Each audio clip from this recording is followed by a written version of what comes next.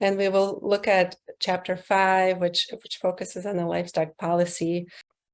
So the livestock chapter in this guide looks at both enteric fermentation and manure management mitigation measures. And we're really only going to look at part 3, the assessment component. And so we will follow kind of the steps outlined that you see on the right and apply them to the National Dairy Methane Reduction Program, which is a hypothetical policy occurring in a hypothetical country that we were able to generate hypothetical activity data for and do the analysis to demonstrate the methodology. So let's get started. Begin by describing the policy and its GHG impacts. We first compile the information that describes what's happening under the policy and gather basic information about policy implementation. And these include, rationale, the mitigation measures, activities, timelines, compliance mechanisms, etc. It also includes, information about the stakeholders that are affected, key performance indicators that are part of tracking progress, et cetera, et cetera. Here I'm just showing a few examples. Then once we kind of describe the policy activities, we can dive deeper and identify expected GHG impacts that result from that. And then we will determine the assessment boundary. And for all of these steps, templates are available in the guide. And you'll see this little symbol that indicates a template is available throughout this presentation and also throughout the guide itself. So that will hopefully be a little, a hint to go, to use the templates that are available to help along with the process. So the policy, our policy example, the National Dairy Methane Reduction Program, is built around 2 mitigation measures, which are reducing enteric fermentation emissions through improved feed management by improving forage quality, and then reducing manure emissions predominantly through amending storage and covering practices, so reducing storage time, and when the storage time cannot be reduced, covering the manure piles. So this mitigation measure applies to manure that's stored and managed as a solid. And so that is kind of additional piece of context that needs to be considered. And the policy activities in this hypothetical example include establishment of an annual survey to help collect data about management and track implementation, provision of technical assistance to farmers in the form of workshops, as well as farm visits to support implementation of practices, and also as a way to verify the practices on the ground. The policy activities also include provision of financial incentives, so both to encourage farmers to respond to the survey and to adopt the new practices, and then an establishment of a flagship pilot farm network to support further research and education into this into this area. So once we have the activities kind of described, these are the main things that lead to the intermediate effects, essentially changes in behavior or technology adoption on the ground, and those will then lead to GHG impacts. And so the assessment team will have to work with relevant agencies staff to get information about what's happening under the policy in their country for the policy that they're assessing. So after the general description is complete, we dive deeper into identifying and characterizing all the activities and subsequent intermediate effects, potential leading to changes in emissions.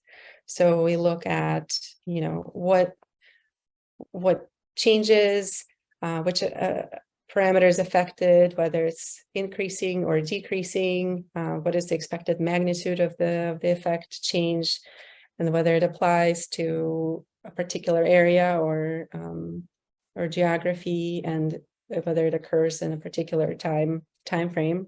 So all of these pieces of information will be necessary to kind of create the baseline scenario, the policy scenarios, and to determine the assessment boundaries. So here I'm just showing you two examples, one for the intermediate effect of changing manure management practices, and in particular storage duration, going from a 2 months to a 2-week storage period. And then the second intermediate effect under this policy, that's really driving the emission changes, is changing the feeding strategies and pasture management for livestock. And so here, the policy aims to have about 50% of the farmers change their practices by the end of the policy implementation period in 2035. And so the policy is set to start in 2025 and go for 10 years.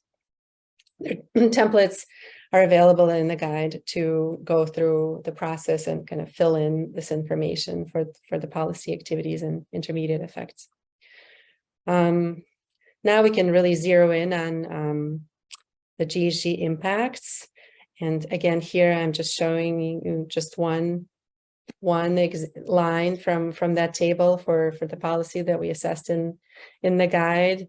We've already identified that changing manure management storage and covering practices is one of the intermediate effects that the policy is aiming to achieve. So when that happens, we have kind of a sequence of intermediate effects that lead to potential GHG impacts. And it starts with increased labor requirements to manage this manure, and maybe apply manure on the ground more frequently when the storage time is reduced. As a result of that, we do end up with a shorter length of time that manure is in storage. And as a result of that, we expect to see decreased CH4 emissions as a result of the policy. So then the same kind of process is applied to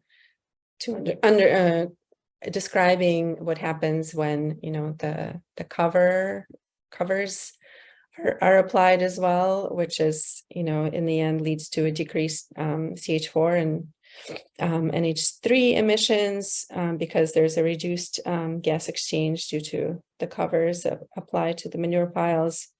And there's also potentially a decreased nitrous oxide and increased methane emissions from the compaction of manure. So as I mentioned in the previous session, chapter 3 of the guide has supporting information about these mitigation measures that describe kind of what GHG impacts are expected. And I think it's a useful resource to go to when going through this process. And so then we do the same thing for other intermediate effects that we identified previously. In our case, it's the improved feed for cattle and how that leads to changes in GHG emissions. Again, templates will help kind of go through this process when the teams are doing that exercise. So now it's really time to test out that all the steps were captured using the causal chain. The causal chain is this visual representation of policy activities and intermediate effects, and it captures that cause and effect linkages between the steps. And so here we have the policy, the inputs of hiring staff, allocating funding to administer the policy, hosting a series of technical assistance workshops for farmers to support their adoption of different management practices.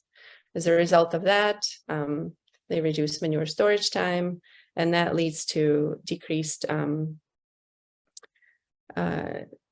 methane emissions. So, of course, it's more complicated than that. There's additional things that occur as a result of this application of manure that's more frequently happening, and because of that, we have a potential effect of reduced reliance on synthetic fertilizers. But at the same time, we also have potentially an increased need for labor to apply the manure more frequently. And so that as that occurs, we'd expect changes in soil nitrous oxide emissions and ammonia emissions as well. So there's then, we go through the same exercise for all the intermediate effects in the causal chain, and basically the information that was put into the tables that I showed earlier then gets represented visually like that. And I think through this process, it's, you're able to really identify and zero in on the GHG impacts, as well as other things that occur as a result of the policy that may not lead to any particular GHG impacts, but should also be noted. For example, adjusting milking practices may happen. There may be a need for that as a result of this these activities, but they don't necessarily lead to changes in GHG emissions. And so while it's important to identify all the potential effects and GHG impacts, ultimately, the assessment team may choose to quantify one or some of these impacts and just note and describe the others in the report. This is essentially what's called an assessment boundary. And so you're deciding what is going to be included in the assessment when you talk about that. And so the assessment boundary really just looks at how likely the effect is to occur and the magnitude of the effect that we expect. And for those effects that are more likely and are expected to be bigger in magnitude, those are kind of classified as significant, and those are the ones that are included in the boundary. Then, we also determine the assessment period. So in this example, it's ex ante because the policy has yet to be implemented in this example. And then we'll also note interactions with other policies. So even though this guide doesn't really provide the methodology for assessing interactions, this is a useful time to identify them at least. And then, this could be something that's tackled in further analysis and next steps following the assessment. So in our example, in chapter 5 in the guide, we come back to the causal chain, and I grayed out all the other effects that we've identified and just kept the ones that will be part of the assessment that are included in the assessment boundary. So decreased methane emissions from reduced storage time and from manure stored covered. And then keep in mind, there's another mitigation measure that's part of this policy, which is feed management. So we're also looking at methane emissions from enteric fermentation as a result of that. And those are the three main effects that are being assessed as part of this assessment exercise. So now we're ready to move on to methodological considerations.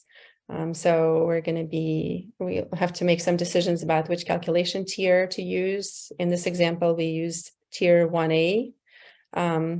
It's a step above tier 1 and allows additional disaggregation based on the productivity level of the system.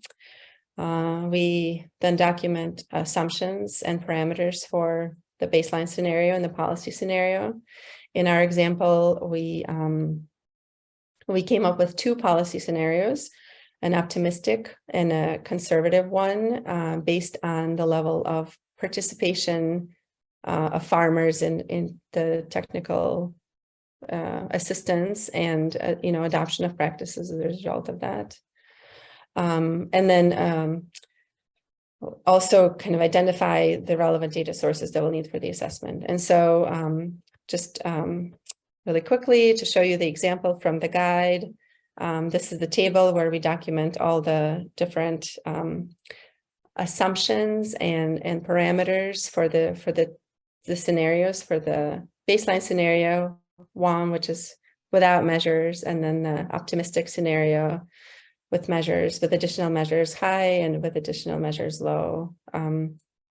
Low is the conservative one. And so I just wanted to kind of draw your attention to a couple of rows here. One is this: what changes between the different scenarios is the participation of farmers in workshops and technical assistance activities.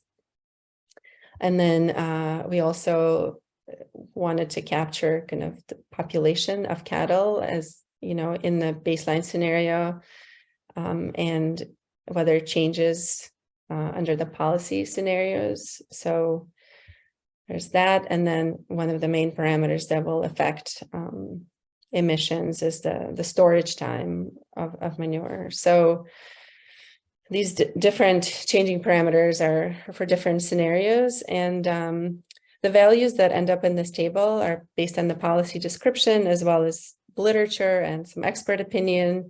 And so in the guide, we provide links to resources to help determine what these parameters should be for the policy when folks are doing their assessment.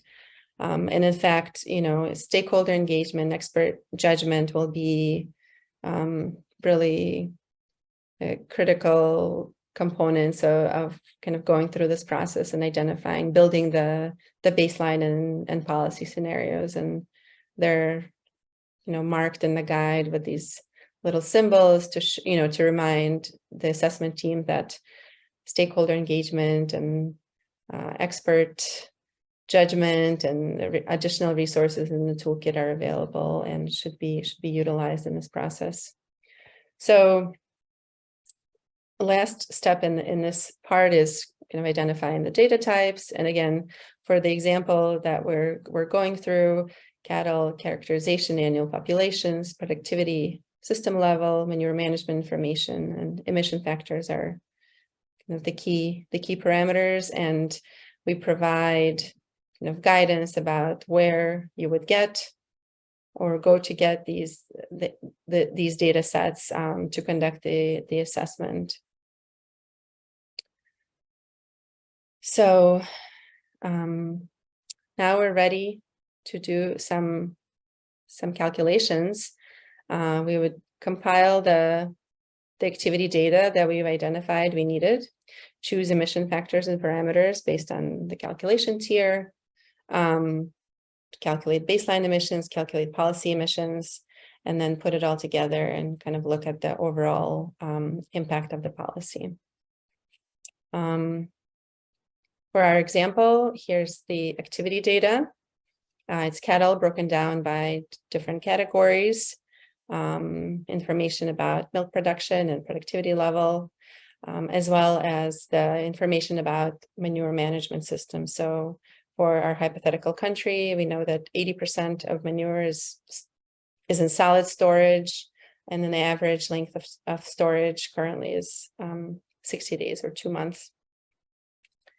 So the emission parameters, animal mass, emission factors, volatile solid excretion rates, global warming potential, those default parameters come from IPCC guidelines, whereas the activity data is probably coming from the National Agricultural Survey or some publicly available data sets that can help fill the gaps if they exist.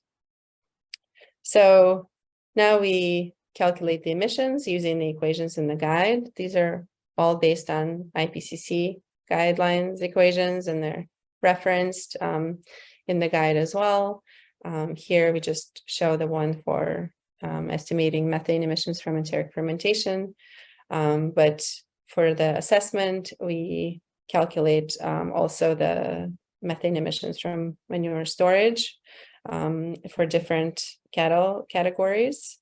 And we do the calculation both for the baseline scenario and for the policy scenario, and for each year of the assessment period. So we're reflecting the kind of the change in livestock population, if it's occurring, or the changes in farmer adoption rates of the practice as the policy is implemented and more producers adopt these practices. And so there are equations and step-by-step instructions demonstrated in the guide, and then the full calculations are demonstrated in the technical supplement, which we'll go into now. So this is really a spreadsheet that can help go through the calculations. It's included as a separate downloadable spreadsheet. It can be obtained on the ICAT website together with the guide document. So it has calculations for all of the chapters that are in the guide, as well as the activity data for reference there. And then it also has additional information about the data parameters and sources that can be used to kind of help understand what all the data requirements are and where to get these data sets or parameters. This is just an example of the calculations for Chapter 5 for the Dairy Methane Reduction Program policy that we have been looking at so far. And so again, this section shows you the baseline emission calculations. So we have a section for enteric fermentation emissions. We're looking at manure methane emissions. Here is broken down into dairy cattle and other cattle as well, and then we sum them all up to get the totals. You see the columns represent each year of the assessment period. So the users can download the spreadsheet to see how the calculations in the guide are done, but also the spreadsheet can be adapted to the assessment that's being done for a different policy and utilized that way. Finally, we show how to put it all together. So this table is also in the technical supplement as well as the graph. We show the results for manure management emissions and enteric fermentation emissions, and then the total emissions as well. And we show the time trend in the graph on the right. And so you could see that different emission scenarios produce different outcomes, and we're only able to mitigate emissions under the optimistic scenario, while under the conservative scenario, the emissions continue to rise compared to time t, which is the start of the implementation of the policy. And so this can be, if this assessment is done before policy goes into effect, it can really help inform the approach to setting like target levels for engaging producers in the technical assistance workshops, and really focusing on converting kind of attendees to the workshops to adopters of the practice, so that enough of the practice changes on the ground and results in emission reductions.